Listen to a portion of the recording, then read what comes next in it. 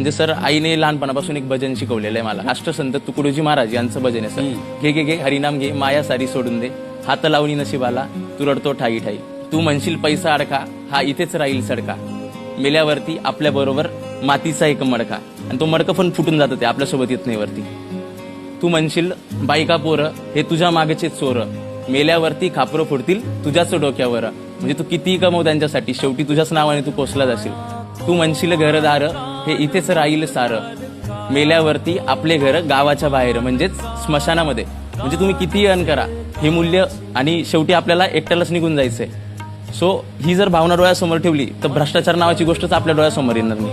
आणि आज ह्या मंचावर मी सांगतोय की हे तत्व आपण देखील अवलंबलं की आपल्याला हवं किती आहे, मोजकच ना. ते जर आपण मिळवलं आणि ह्या गोष्टी जर बंद केल्या तर नक्कीच आपला भारतही पुढे जाईल, आपलं जग देखील पुढे जाईल सर. आणि माणूस म्हणून आपण देखील पुढे जाऊ.